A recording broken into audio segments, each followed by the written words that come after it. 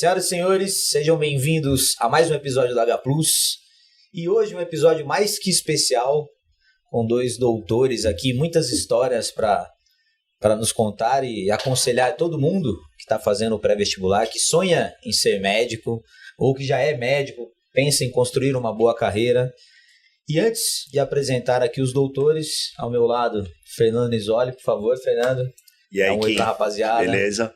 Bom, é um prazer estar aqui novamente no H Plus Tá On, como quem falou, duas presenças ilustres aqui com a gente hoje, contar um pouquinho da história de vida, o Kim vai fazer a apresentação, mas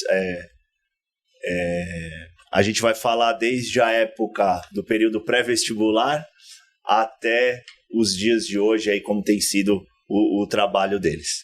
Vai lá, Kim. Sem sombra de dúvida, vai ter muita história inspiradora. Muita resenha, exatamente. Muita resenha. E só de palmeirense, aparentemente, né? Isso. Por favor, primeiro você, doutor Roberto, se apresente, fala o que quiser para o pessoal. Ok. Agradeço o convite e quero saudar meus futuros colegas de profissão, que são os alunos do HP, do H Plus. E dizer que a partir de abril eu estarei à disposição deles.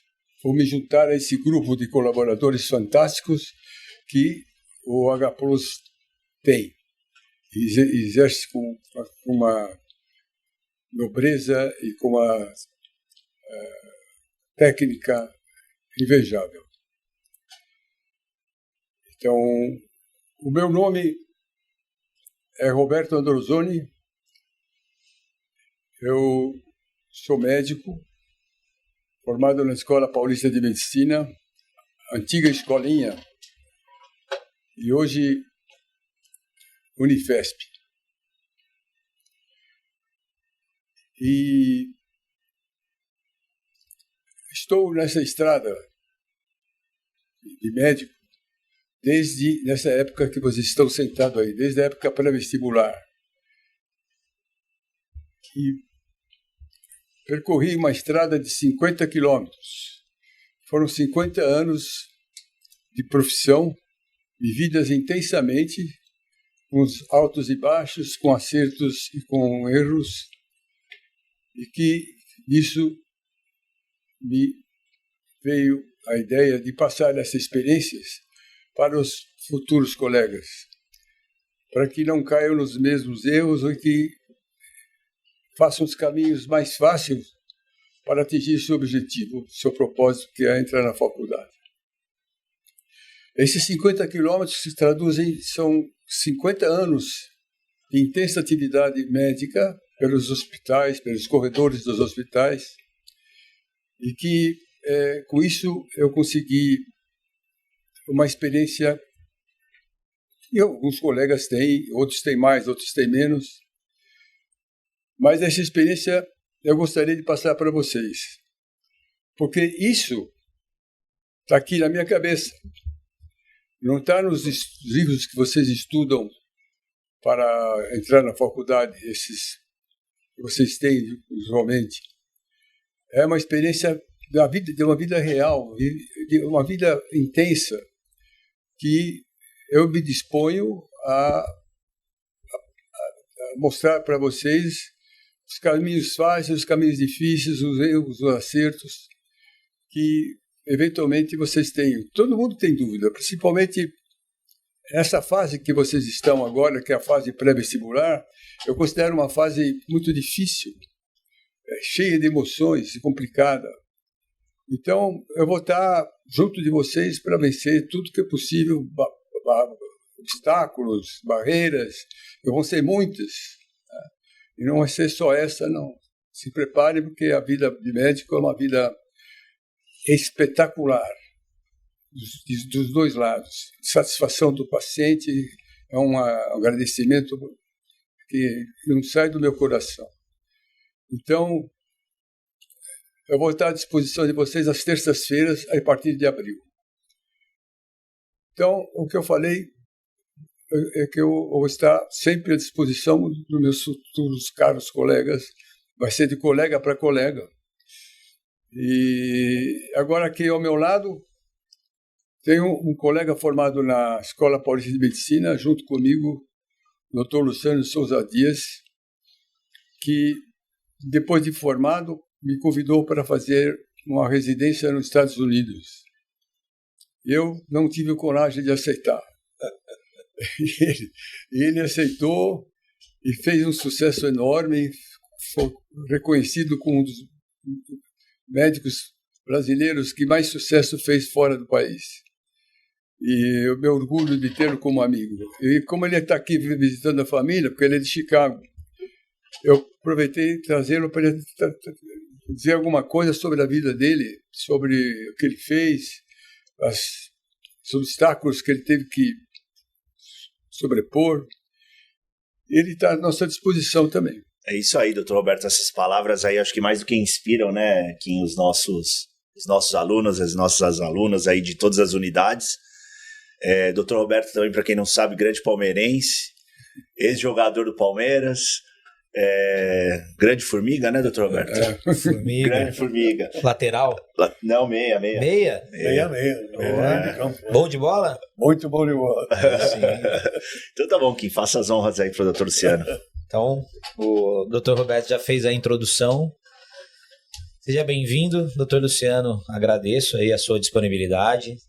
De verdade, a gente entende que a sua vida anda corrida. Você veio ao Brasil, imagino eu que tenha chegado há pouco tempo. Arrumou esse tempinho para dar uma passada aqui, contar um pouquinho da sua história.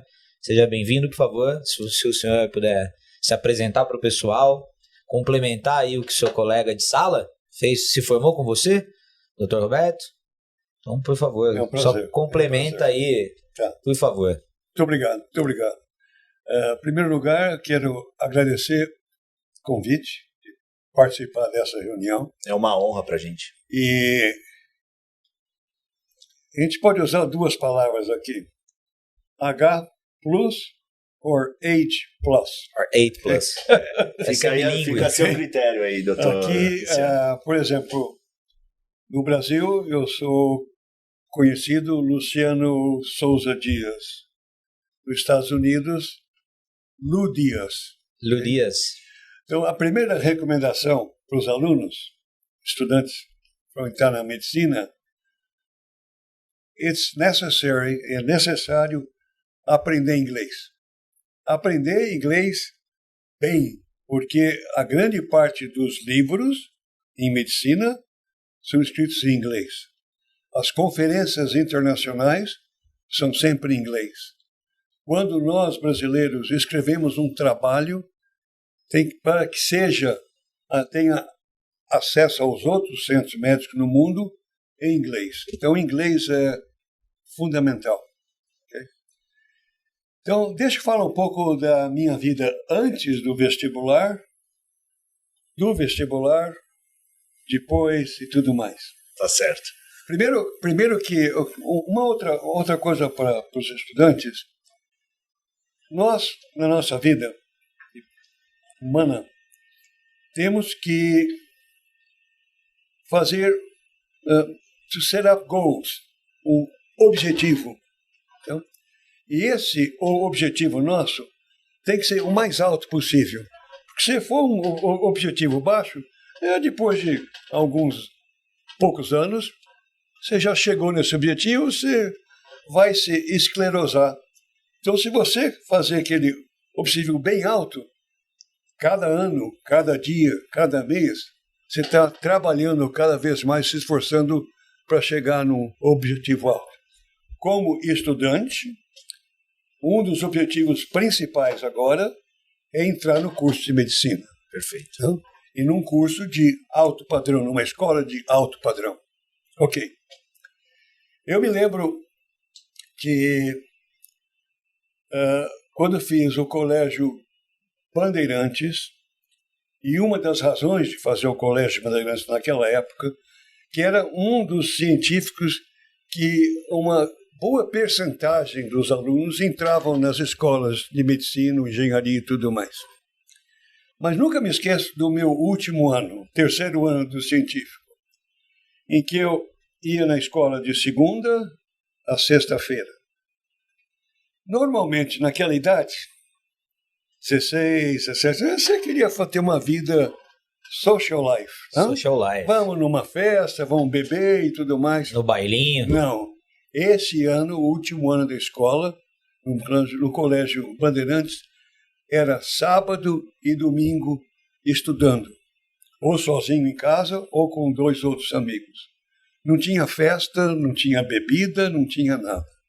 O objetivo de goal, my final goal, naquela época, era entrar na escola de medicina de mais alto padrão. E com esse estudo todo, com esse esforço todo, e vocês alunos, se lembrem disso, é preciso ter força de vontade. Okay? Nice parties, leave to the side. O objetivo principal, entrar na escola de medicina. Por sorte, por estudos, eu consegui entrar de cara na escola de medicina, direto. Não fiz cursinho, não fiz o 8+. E eu tinha entrado na escola da Unicamp, Ribeirão Preto, Escola Paulista de Medicina e a Santa Casa. E decidi ir para a escola, para a EPM. Era, na época, era a segunda escola de medicina do país, de altíssimo padrão, uma tradição muito boa de 30 anos, e realmente foram 6 anos fantásticos. Estudando todos os dias, se esforçando o máximo possível. Eu sempre gostei pessoalmente, intimamente, de estar na frente de muita gente. Então, quando eu estava no curso primário, na escola americana, na Mackenzie, eu estava entre os 3 primeiros da classe. Quando eu fiz medicina e tudo mais, no meu curso de medicina, eu estava entre os 5 primeiros da classe. Naquela época, era a época da ditadura, tinha problemas políticos, mas eu me dedicava muito na parte atlética. Tinha uns amigos como Roberto Formiga, que era um jogador de futebol fantástico. Eu jogava tênis. Eu era Legal. bom. Eu era bom de tênis. Você era da equipe do tênis? Eu era o número 1, número 2 da escola. E fazia parte da atlética. Tinha um outro amigo muito bom, um pouco mais para frente, chama Carlo Milani. O Carlo era um atleta fantástico. Ele corria 400 metros abaixo de 50 segundos. Para correr abaixo de 50 segundos, quando eu corria na parte de corrida, se eu fazia 56 segundos, estava no lucro, né? Bem, então esses anos de escola foi uma dedicação intensa no curso médico e uma dedicação grande também na parte atlética. Para ter uma ideia, Paulo e Poli, a escola, a Paulista pequena e a Politécnica grande. A gente perdia o ano todo. Todo ano a gente perdia. Aí nós decidimos, eu fazia parte da comissão organizadora, e decidimos fazer o seguinte: vamos dar para futebol de salão, que nós éramos bons, vamos dar o valor 2. E vamos dar para jogo de xadrez e ping-pong valor 0,5. Então, aquele ano, ganhamos Paulo e Poli. A gente ganhava futebol de salão e ganhava voleibol e tudo mais. Valia mais, né? Também criamos, naquela época, a Paulimed, a Paulista contra a Escola de Medicina. Então, essa foi também uma parte boa da minha vida como estudante de medicina da Escola Paulista. Então, o meu objetivo, no final da Escola de Medicina na Escola Paulista, que é uma escola de altíssimo padrão, era de fazer uma residência de ortopedia. Mas, naquela época, eu acho que agora é diferente.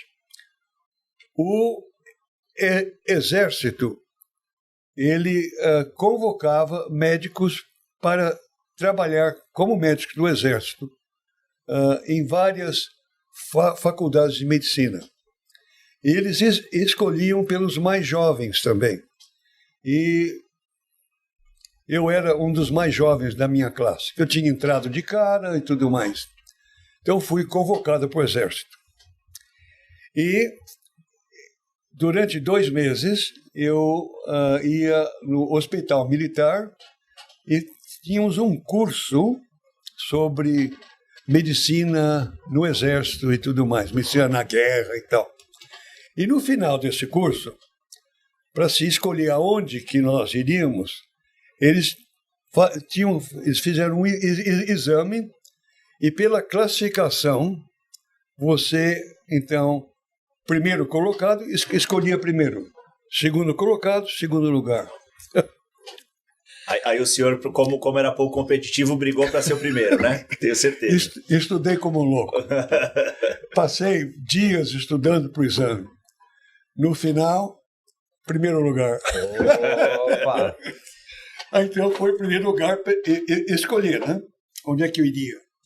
Então eu olhei para a cidade, assim, aqui em São Paulo, a unidade da Polícia Especial da PE, ali no Ibirapuera, era perto do servidor público também, e perto da ACD e tudo mais, eu fui ser médico da PE.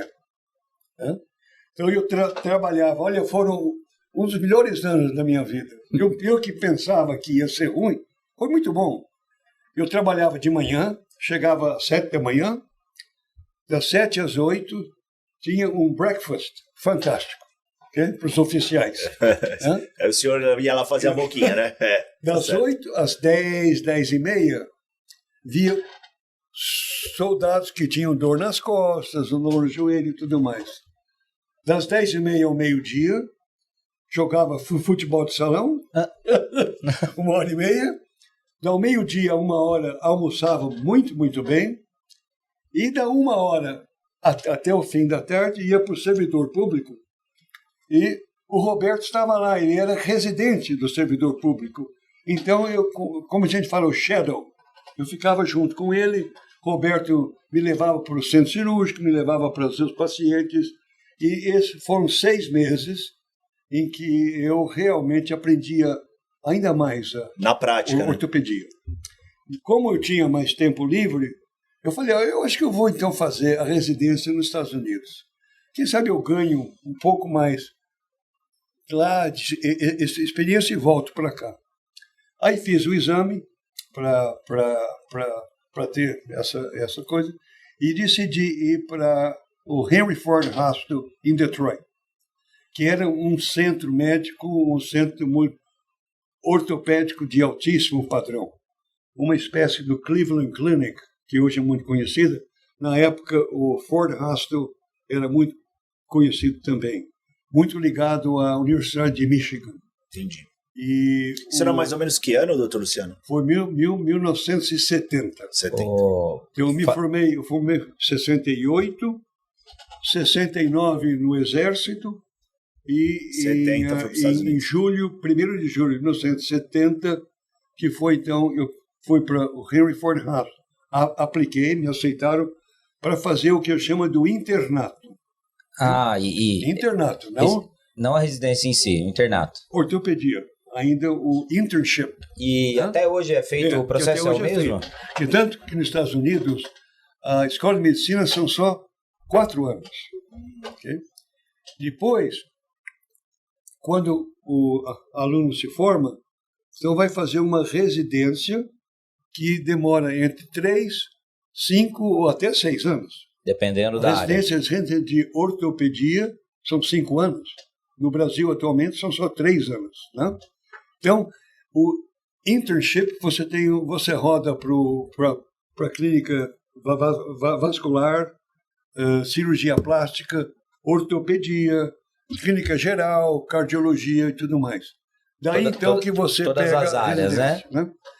Eu não sabia, olha só, aí que tem que sempre se lembrar de estudantes. Students, always remember, beside your effort, seu esforço, algumas vezes a sorte também te ajuda.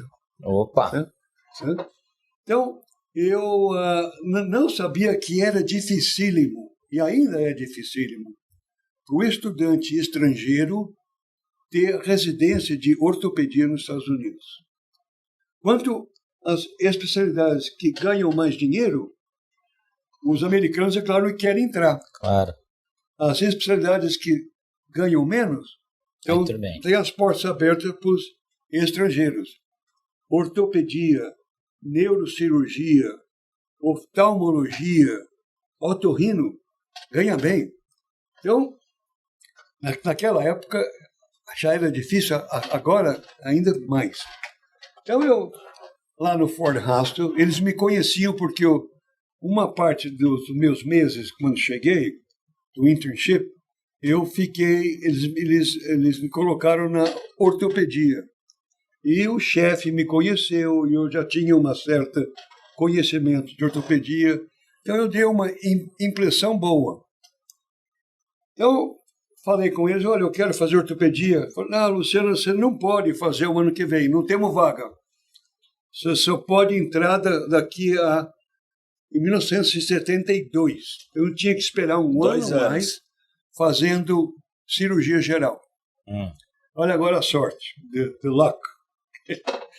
Então, chegou em março de 1971, em que saía a lista dos futuros residentes, o chefe, o Dr. Frost, que era um gênio, Frost me chegou e falou, Luciano, olha, tem um problema aqui, ele falou. Um dos residentes que vinham agora foi convocado para o exército para ir para a guerra do Vietnã. Então tem uma vaga aberta, você quer ficar agora? Aí sim, hein? Falei, Dr. Frost, for sure. Claro. Então, olha, como esse residente não pôde entrar, eu peguei a vaga e entrei de cara. Opa! Olha só. Então, e foi uma residência fantástica. A ortopedia, na época, já era diferente daqui. Por exemplo, 1971, que em São Paulo era raríssima você ter uma fratura do fêmur a bala, por tiro. Quando eu cheguei no Ford Hostel, na entrada do Ford, o guarda com um fuzil segurando. E uma das patologias mais frequentes nos assaltos e tudo mais era a fratura do fêmur por tiro. Bala. Lá tinha muito mais. Hoje em dia não, né? Hoje em dia já deve estar muito frequente aqui. Hoje em dia aqui acho que tem mais que lá. Tem mais. Eu acho.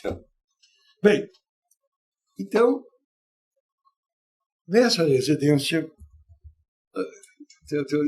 explicar um pouco para trás. Quando em São Paulo, com o Roberto, no Hospital do Servidor Público, um dos primeiros trabalhos que nós escrevemos juntos foi a fratura do tornozelo de Loog-Hansen Classification. É uma fratura do tornozelo em adultos. E o segundo trabalho foi uma osteomielite que era um audiovisual. Então, quando eu cheguei no Ford Hostel, depois daquele primeiro ano, eu decidi fazer uma pesquisa experimental sobre fraturas do tornozelo em adulto, pegando espécimes de amputação, limpava o músculo todo, colocava numa dessa uma maquininha que você ficava com o pé numa posição firme e rodava uma rotação interna, rotação externa, e verificava qual tipo de fratura que acontecia. E nós conseguimos, naquela época, já como residente, com auxílio de um dos residentes americanos, demonstrar que a classificação do Loog-Hansen da Suécia foi realmente perfeita. Foi aí que começou a minha vida sobre a patologia do tornozelo, que depois vou falar um pouco mais tarde. Ok. Então, depois dos 5 anos de ortopedia Detroit, eu decidi vir de volta para o Brasil. Esse era o meu plano. My goal era de voltar para o Brasil. Só uma trabalhar pergunta. aqui. Só uma pergunta. Nesse período de 5 anos que o senhor ficou lá, qual foi o que o senhor sentiu mais dificuldade ali naqueles anos iniciais lá nos Estados Unidos? Teve dificuldade com a língua, com os costumes? Como que foi? Eu acho que a única dificuldade que eu realmente senti foram nos meus primeiros meses quando cheguei nos Estados Unidos, que o meu inglês não era ainda muito bom. Tanto que eu só consegui sentir que falava bem o inglês depois de mais ou menos 4 a 5 meses. Que eu conseguia pegar no telefone e falar com outra pessoa. Sem pensar que estava falando inglês. Sem pensar. O resto não. O resto eu trabalhava firme, participava das reuniões, perguntava as coisas e com o Dr. Frost escrevemos 3 trabalhos. Essa da fratura do tornozelo, eu escrevi mais 2 trabalhos. Então, como residente, quando eu terminei a residência, eu já tinha 5 trabalhos publicados. Que é uma coisa meio rara nos Estados Unidos. O residente geral tem 1, 2 trabalhos. Então, eu estava lá em cima. Bem, I love it. O senhor foi sozinho para os Estados Unidos? Fui sozinho. Mas não voltou sozinho, porque eu fiquei sabendo nos bastidores aqui, não voltou sozinho, mas continua. Não voltei sozinho. Eita. Mas então, no meu último ano, eu encontrei uma enfermeira linda, americana, muito boa gente. O Roberto conheceu ela muito e me casei. Meus pais foram para casamento e tudo mais e voltei para São Paulo. Com ela, né? Com ela. A ACD abriu as portas para mim. Opa. Não. Antes de voltar, quando eu completei a residência no Fort Hostel, eu decidi fazer um pouco mais, um fellowship numa área que não tinha muito aqui ainda no Brasil. Uma especialidade. Isso. Então eu fiz ortopedia infantil. Ortopedia infantil. E fui fazer um ano de fellowship em Chicago e o chefe da ortopedia infantil no Hospital Infantil de Chicago era um dos papas da ortopedia infantil no país. Ele escreveu um livro sobre ortopedia infantil de 2 volumes que virou a Bíblia de ortopedia infantil. E a gente se identificava porque o nome dele era Miran Tedjan. O Tedjan era armênio que nasceu no Líbano e veio para os Estados Unidos e fez a ortopedia no Northwest University, foi para Harvard, voltou para Chicago e criou ortopedia infantil. Então eu cheguei de fora, e ele também era como de fora, né? a gente se comunicava bem. Então, se identificaram. Se identificavam muito bem. Não? Então, depois de um ano, quando eu cheguei no hospital infantil, outra coisa também. Luck, sorte, and fate. Destino. Isso. O médico, Steph, do Children's Hospital, ortopedista, que era para participar, que era chefe da ortopedia pediátrica em mielomeningocele, eu falo um pouquinho depois. Tá certo. Ele tinha saído. Eu, quando cheguei como fellow, não tinha ninguém para ficar nessa clínica de mielo. Então, parte do meu fellowship foi fazer tudo, mas eu me dedicava muito a mielomeningocele. E para quem não conhece bem, mielo é uma deformidade congênita, é uma abertura da pele e dos músculos da coluna com a exposição da medula. Isso. E tem vários níveis. Quanto mais alto, tem mais paralisia. Nível baixo, crianças andam com aparelhos curtos ou umas muletas e tudo mais. E é logo na formação, né? Então, o neurocirurgião, ele fecha a pele, né? Eles têm muito problema de hidrocefalia. Sim. Então, a grande parte das crianças com mielo precisa de ter uma válvula, tem problemas de bladder, da bexiga. Então, precisa de ter um urologista. Então, a clínica de Mielo é o neurocirurgião, o ortopedista, o urologista, enfermeiras e physical therapy. Okay? E na época, lá em Chicago, 1974, 75, esse neurocirurgião chamava David McClone. E o David acordava de manhã pensando em mielo, ia no almoço pensando em mielo, jantava pensando em mielo, ia dormir pensando em mielo e sonhava pensando em mielo. O cara era dedicado 100%. Okay? Então, para mim, foi a model, okay? A role model. Okay? Bem, quando eu saí, então, de volta para aqui, para São Paulo, o Dr. Tedian me falou, olha, Luciano, você se dava muito bem. Se você algum dia voltar para os Estados Unidos, venha trabalhar comigo aqui em Chicago. Ah, Dr. Tedian, thank you very much, estou indo de volta para o Brasil, vou participar vim para cá, cheguei o Dr. Ferrareto, na ACD, que era o chefe, abriu as portas para mim, e nós tínhamos, então, uma clínica de mielomeningocele, em que eu era ortopedista, veio um médico da USP, fazia a parte de urologia, tinha um neurocirurgião também participava, e criamos essa clínica. Né? E, por outro lado, eu ia para o servidor público, e o doutor Androzoni trabalhava também ainda lá. Então, nós trabalhávamos juntos também. Depois de 10 meses, aí veio a notícia. The American Wife. Americana. Falou, doutor Luciano, não dá. Não dá para ficar aqui. Não dá. Esse trânsito é um desastre, o correio é um desastre, o telefone é um desastre. Eu não tinha telefone no consultório. Eu pedi naquela época para a companhia telefônica, eu queria um telefone no consultório. Sabe que no dia que eu estava saindo para os Estados Unidos... Chegou o telefone. Chegou o telefone no dia. Aí eu falei para ele, olha, não preciso mais. Né? Bem, então eu cheguei naquela época, o meu gol era, claro, ficar aqui e tudo mais. E como a esposa quis voltar, entre ficar aqui ou divorciar, eu resolvi voltar.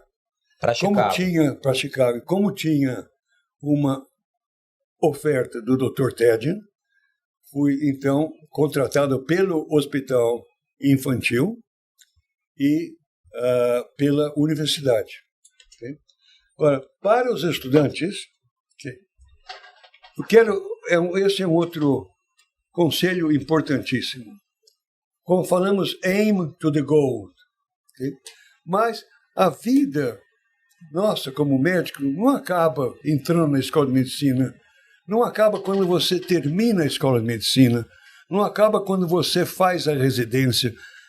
Essa vida como médico vai continuar, como o doutor Roberto falou, a vida toda. Okay? E é um exame atrás do outro. É um exame para entrar. Tá? Quando você sai da residência, o exame para entrar na residência. Também. Quando você sai da residência, vamos supor, de ortopedia, para ter o seu título de especialista, tem um exame da SBOT, Sim. Sociedade Brasileira de Ortopedia. Né? Então, é um exame para entrar, é um exame quando está na residência, é um exame quando você faz da SBOT. E nos Estados Unidos, então você tem, quando sai da residência, para ter o título de especialista, você faz o exame. Depois, quando você vai trabalhar, vamos supor, no estado de Illinois, você precisa fazer um outro exame, como seria o meu caso, de ter uma licença para praticar a medicina no estado de Illinois. Os estrangeiros precisam disso? E esse exame não é só de ortopedia, é de tudo. Imagina só de que eu já tinha me formado. Passei 5 anos na ortopedia. Agora, fazendo exame de tudo... Estava focado só na ortopedia, né, naquele momento. Estudar. E consegui passar o exame. Até, por sinal, o resultado saiu no Irish Day, que acho que foi... Foi agora, né? St. Patrick's Day. Foi, né? foi sexta-feira. St. Patrick. Foi sexta ou sábado passado. Então, passei no exame, passei no título de especialista nos Estados Unidos e passei no exame para ter o título para trabalhar em Illinois. Entrei como assistant professor na universidade, na Northwestern, já num nível um pouco mais alto, porque eu já tinha publicado 5 trabalhos, e decidi como professor assistente. O senhor já entrou como professor assistente. Né? E decidi que, como estava na minha genética, no meu DNA, de gostar de ensinar, meu pai foi professor da Santa Casa de Medicina, meu avô era professor no ginásio 1920, 1930, no ginásio do Caetano de Campos, aqui em São Paulo. Uhum. Fez o curso em Montpellier, na França, em Paris. Então, estava no meu DNA de ensinar. Né? Eu perguntava-me, pô, Luciano, como é que você está aqui nos Estados Unidos? Está ensinando os residentes, mas não estava ensinando para o Brasil. Que era esse um grande objetivo que eu tinha. Então, por volta de 1982, 83, essa foi uma das melhores decisões da minha vida. Decidi criar um fellowship para médicos do Brasil, saírem do Brasil, virem para Chicago, passarem 6 meses comigo, e eu pagava a esses médicos uma ajuda de custo, vamos dizer assim. Um salário, dava para esses médicos um apartamento pequenininho para eles morarem. Então, com isso, desde aquela época até há 3 anos atrás, eu treinei mais de 30, 35 médicos do Brasil. Também veio médico da Argentina, veio médico da França, mas a maioria, 95% brasileiro. Aí o que eu vi, então? Olha só, essa que é a parte boa da vida. Que a ortopedia infantil, que estava começando em 1970, 75, começou a crescer. Eu vinha para os congressos, os residentes, os médicos fellows, escreviam trabalhos comigo, a gente publicava os trabalhos, e cada vez mais, e hoje em dia a Sociedade Brasileira de Ortopedia Pediátrica, se não me engano, tem mais de 250 membros, pelo Brasil todo. Tem médicos que trabalham comigo em Porto Alegre, Caxias do Sul, Florianópolis, Curitiba, São Paulo, Rio de Janeiro, Belo Horizonte, no Brasil todo. Não? E médicos de altíssimo padrão. Então, quando eu vejo esses médicos, então, lá em cima, agora, são chefes, são presidentes da Sociedade de Ortopedia Pediátrica, é uma satisfação que não há nada melhor do que isso na minha vida. E realmente foi um prazer para mim de ensinar e tentar ensinar o que eu sabia lá de ortopedia infantil. E hoje em dia, ortopedia infantil, não só por meu esforço, teve médicos do Rio de Janeiro, tem um colega no Rio que chama Dr. Márcio Cunha. Um cara fantástico. Eu, quando vinha para cá, eu ia dar aula lá no Rio de Janeiro, eu aprendia mais com o Márcio Cunha do que realmente ensinava. Entendi. Entende? Quando vinha para cá com ele aqui, o Clube do Pé, que a gente ia, não, dar aula sobre pé torto congênito e tudo mais. Então, isso foi uma parte importante da minha vida, e o meu meu objetivo era lá em cima. Lá em cima. Nunca parei de ensinar. Okay? E enquanto o senhor vinha para ensinar, você aprendia também. Então, assim, na verdade, aqui também, é claro, congressos, também. Né? congressos são... É uma troca. É uma troca. É uma troca. Então, quando você ensina, tem vários modos de você ensinar, to teach, não? Você pode ensinar pela pessoa que está ao seu lado, o residente do seu lado. Essa é uma pessoa. Não? Você pode ensinar pela enfermeira que está trabalhando com você na clínica ou no centro cirúrgico. Você pode ensinar dando uma aula para um grupo de residentes ou de alunos, né, da Escola de Medicina. Você pode ensinar dando uma conferência na cidade de Chicago, vamos supor, para 30 pessoas. Você pode ensinar dando uma conferência no país, no congresso de ortopedia pediátrica ou no congresso de paralisia cerebral, né? Ou você pode ensinar dando aulas no Brasil, Argentina, Paraguai, França, Itália e tudo mais. Eu falava tão bem italiano que quando ia para a Itália dava aulas em italiano. Bem, fraco não. Então, olha, então esse foi uma das outras coisas que eu sempre dei muito valor na minha vida. É claro, em primeiro lugar, os estudantes que estão aí para aprender, o tratamento das crianças. Primeira coisa importantíssima, né? Segundo lugar, então, ensino. Você pode ensinar escrevendo trabalhos. Então, eu publiquei nessa vida toda mais ou menos 60, 75 trabalhos. Bastante coisa, hein? Disseminando cada vez mais o que eu aprendi na minha vida.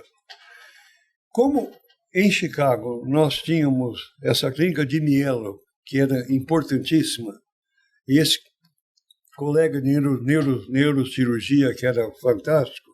Então, uma das áreas que eu desenvolvi muito, que realmente desenvolver, e era sempre estar naquele objetivo lá em cima, foi o tratamento ortopédico em mielomeningocele.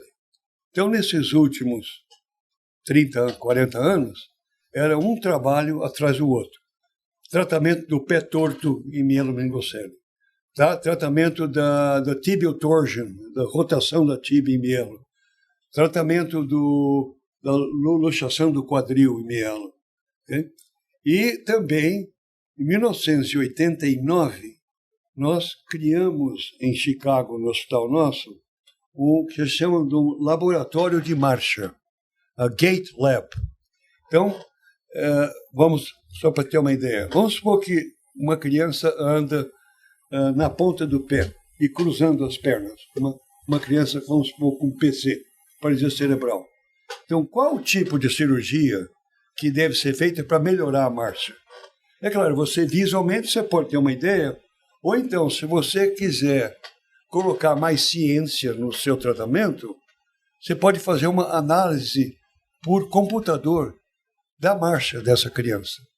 Então, você analisando esse tipo de marcha, a sua cirurgia é mais precisa, é mais direta, e os resultados, é claro, que melhoram. Como era muito popular, e ainda é nos Estados Unidos, análise de marcha em PC, que é uma patologia muito mais frequente que em mielo. Mas não existia nada ainda nos Estados Unidos, naquela época, 1989 para frente, de análise de marcha em mielomeningocele. Então, nós começamos em Chicago a estudar a marcha de crianças com mielo e determinar quais os tipos de cirurgia melhores e tudo mais. Então, nós ficamos também em Chicago, e modéstia à parte também, então conhecido como o guru de laboratório de análise de marcha em mielo.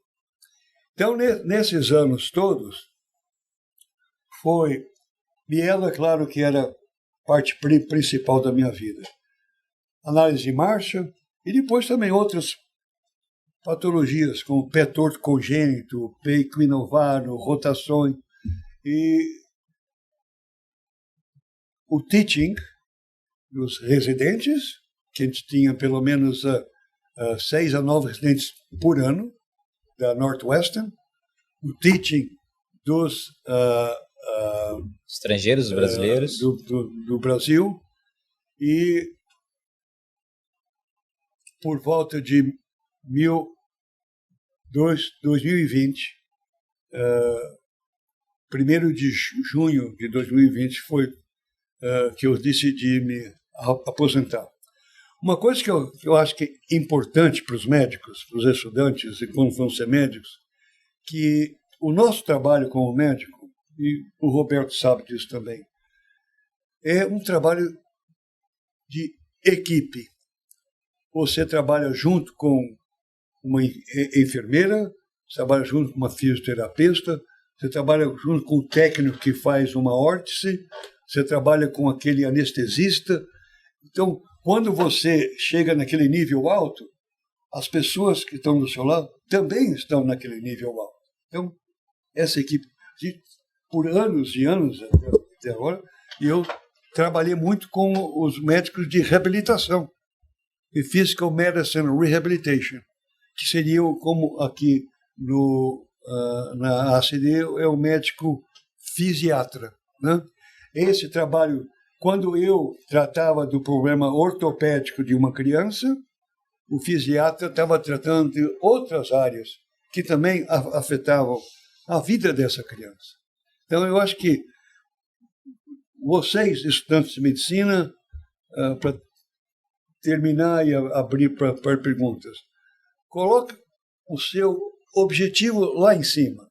Não pare nunca. Só vai parar quando morrer. Ontem eu tive, só para dar uma ideia, almoço com ex-fellows e médicos. O meu livro sobre ortopedia pediátrica e mielo foi em 1983. E ontem decidimos, nesse grupo de médicos nossos, vamos escrever um livro novo. Isso ontem? Então, foi decidido ontem? Então, agora eu vou começar, sem chegar em Chicago, organizar esse livro. Os capítulos vão ser escritos por médicos do Brasil e médicos dos Estados Unidos, e dar esse glamour de... Não é um livro americano, é Brazilian American. Né? Poxa. Que dá. Decidido ontem isso aí? Decidi ontem. Então o senhor não se aposentou. Voltou da aposentadoria. Tá não certo. pode parar. We only stop when you die. Exatamente. Right? E acho que uma das coisas mais legais de tudo aí que o senhor falou, e reiterou agora, né? Tirar, e o que a gente estava conversando antes, né? Tirar da cabeça dos nossos alunos, das nossas alunas, que quando eu entrar na faculdade eu vou parar de estudar. Não. Tá só começando, né? É o começo. É o começo de tudo. Realmente é o começo. É o começo de tudo. Sim. É aquele trabalho diário. Quando você volta para casa, você está se preocupando com aquele paciente que você... As cirurgias, está se preocupando quando aquele paciente está com um pouco de febre, quando aquela criança começa a andar, o aparelho não está certo. É diariamente, é fim de semana e tudo mais. É isso, Roberto. É isso aí. E só para encerrar, né, Kim, eu acho que o senhor falou para mim antes, e não falou agora, acho que por modéstia, né? Quando alguém no Brasil ou em qualquer lugar do mundo tem alguma dúvida em mielo, vai lá e consulta os seus trabalhos, não é isso? Consulta os meus trabalhos, sim. No Brasil e no mundo. Existe, para ter uma ideia, existe uma classificação funcional em PC que chama GMFC.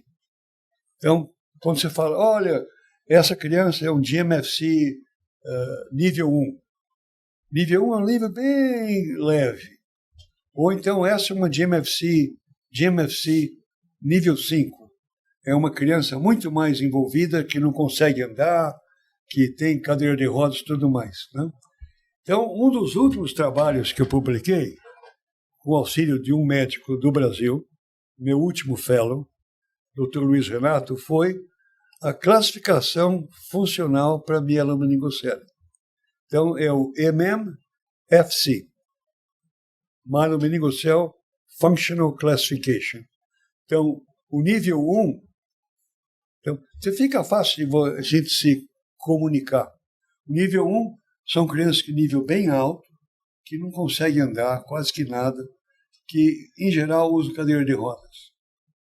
Nível 2 são um pouco mais fortes, nível um pouco mais baixo, mas que andam com muletas ou com uma andadora e um aparelho AFO, né, de plástico para a perna. Nível 3, e essas crianças, quando chegam por volta de 13, 14 anos, elas devagar entram para a cadeira de rodas. O MMFC 3 andam sem muletas, mas ainda apresenta uma fraqueza dos músculos da perna, então precisa de um aparelho de plástico abaixo do joelho. Chama MMFC 3. E o 4 são praticamente no normal.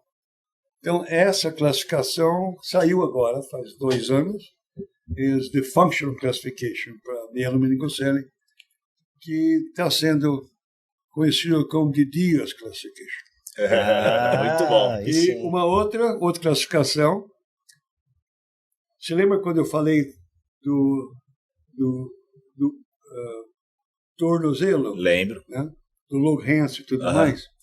Então, quando eu estava no começo lá, eu decidi analisar as fraturas do tornozelo em criança.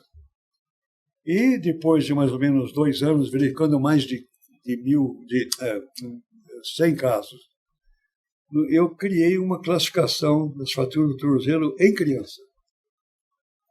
Então, publicamos um trabalho, publicamos um capítulo num livro e tudo mais, foi bem aceita, e hoje em dia, então, a classificação fratura do tornozelo em crianças e a classificação do Dr. Diaz.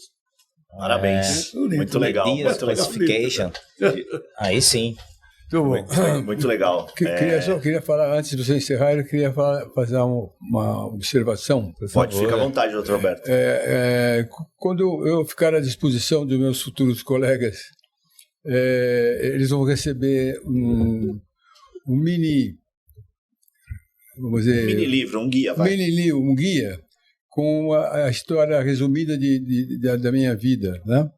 E para orientação deles, quer dizer, vocês vão receber na hora que eles forem me visitar.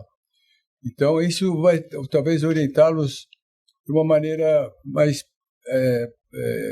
vamos dizer, direta, o que foi que eu fiz. Como o senhor pode ajudá-los. Exatamente. Como foi a minha vida na fase pré-universitária, depois na fase universitária e depois como médico, né? Porque já pensando que vocês sejam otimistas, que vocês já vão começar a fazer faculdade, então vocês na faculdade já vão pensar o que eu vou fazer, se vou fazer clínica, se vou fazer cirurgia, se vou falar com meu tio que é médico e para ele me orientar. Isso tudo vocês podem conversar comigo, porque eu posso dar conselhos, dar os caminhos certos, os caminhos errados. Então, fique sabendo disso, tá? Obrigado. Todo mundo vai receber uma bibliografia do senhor, né, doutor Roberto? Doutor Dias não vai ficar aí todas as terças também não, né? Não, ele vai para Chicago. Vai para Chicago. Aliás, estamos aguardando o convite para ir para Chicago. No Brazilian Coffee. Estamos sabendo, comer um pão de queijo lá. Falaram que... Você, como mineiro, pode avaliar o pão de queijo de Chicago. Depois de Minas Gerais, o melhor pão de queijo fica em Chicago, né? Bota um flow para trás. Vai lá para a loja. É isso. Queria agradecer. Brazilian Café. Brazilian Café. Isso. É Brazilian Café ou Brazilian Coffee? Brazilian Café. Café. Brazilian Café. Depois passa o endereço certinho que a gente vai aparecer lá, viu?